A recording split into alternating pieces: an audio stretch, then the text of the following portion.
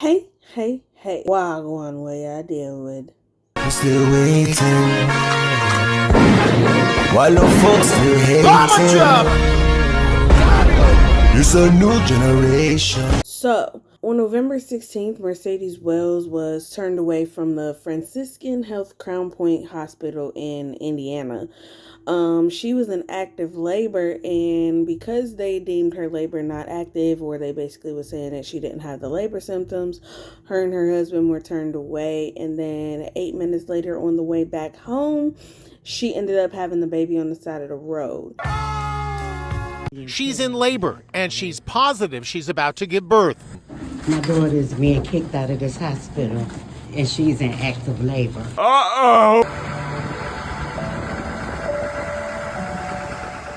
The family says 8 minutes after leaving the hospital, a baby girl was born. The hospital says they're now taking action. In a new statement from Franciscan Health Crown Point President and CEO Raymond Grady, he announced that first, the physician and nurse involved in Mercedes' care are no longer employed by the hospital. He also said cultural competency training has now been mandated for all labor and delivery staff, and all pregnant patients leaving the labor and delivery unit will be examined by a physician before they leave the hospital. Grady called the videos difficult to watch, and he wrote, "We must fix what failed in our hospital so that no one experiences what happened to Mercedes Wells."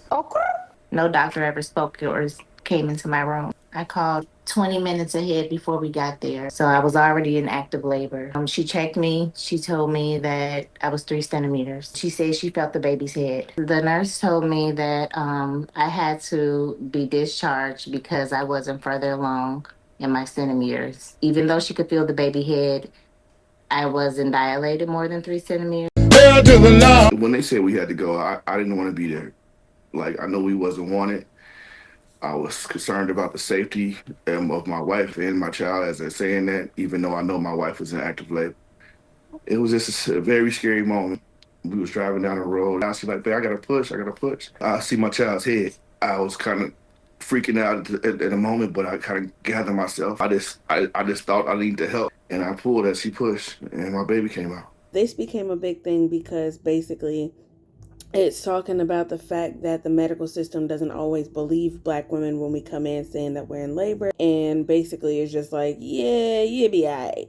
And then that turns out not to be the case. Now Mercedes is back in the hospital a couple of days later because she's dealing with a lot of different sharp pains and hemorrhaging and different stuff like that. Depression and PTSD from what happened. They say that she'll be hospitalized for a couple of more days right now. So that's what's going on. Her family is just kind of saying it's real touch and go as far as, what they've been through. They've been through a bunch of shit so far, and they are like, this has been a crazy thing so far. As it relates to Mercedes, I would say her story is not so uncommon, right? It was just kind of more stark because, of course, it was captured on film and that went viral. But I think that a lot of Black women have faced the whole thing as it relates to going in to have a baby and dealing with, the hospitals not believing that they're in labor or not believing that they're in pain. Now, does this have to do with that same study that says that Black women don't have,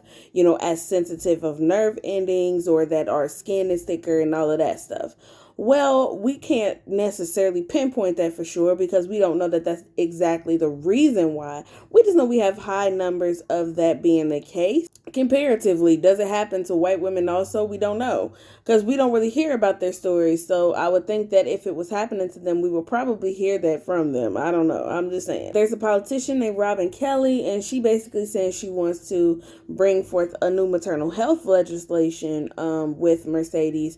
It's going to be known as the Wells Act, or the Women's Expansion for Learning and Labor Safely. Basically, it will have hospitals make sure that their discharge plans for women is basically, set up correctly, that they don't have something like this happen again, that they change their policies as it relates to this.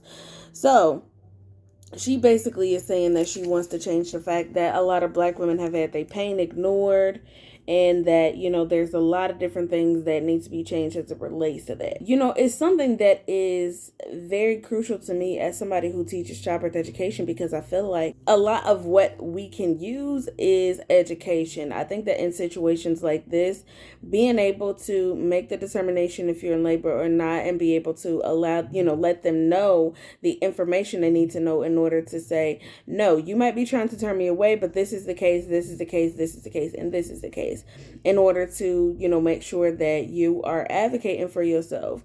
In this particular case, would it have made a difference? I don't know. Whoop-de-doo. But what I do know is that in a lot of instances, people get played, and they get played because they may not have the information, and they are treated like they don't have the information, or like they don't know. And the doctors will not always take the time to explain it to you. Now, there are some that will stop and make sure you understand, break it down for you and everything like that. So let me not just act like it's just the medical system in general. It's not. You have some good doctors and stuff who will not, allow anything like this to happen. However, in cases like this, when it does happen, you want to make sure that you're prepared, that you have the information. Even if you have to be on the side of the road and deliver the baby, you have to make sure that you know at least enough to make sure the baby gets there safely. Hello? You better preach the pastor. Because we don't want nothing to happen just because of the fact that, you're turned away. So that's something that just made me think of when I watched this. But I think the situation was crazy. Like I said, they did record it, and basically what happened, the hospital kind of had to, they fired the doctor and nurse that was responsible. Thanks a lot, you idiot. As it relates to this whole thing, I think that it's something to look into. And then what are we going to do? You know what I'm saying? We can just hope that this legislation gets passed. But at the end of the day, a lot of this stuff may still happen. And so I think that education is the biggest way that we can kind of arm ourselves in case something like this happens. And like I said, and I want to keep reiterating this because, what I don't want to do is kind of make this into a video that kind of just spreads rhetoric, right? I don't believe that like the entire medical system is out to get us. I think that, there are people in there that, are good doctors, that are good nurses, different stuff like that, right? But I do know that there are instances that happen like this because just like in the world, when there's good people and bad people, okay, there's some positions that's the case in. There's some positions that you just can't have bad people in. You know what I'm saying? But let me know what y'all think when y'all seen this. This was a crazy incident. And, for her to be that close to being in labor and that close to actually pushing the baby out, and they just turned her away, like, that was wild. Crazy. So let me know what y'all think in the comments. Make sure you hit the like and subscribe button, and you hit the little notification bell so you can know when I'm doing my thing, okay? I don't need no negativity around me. High frequency.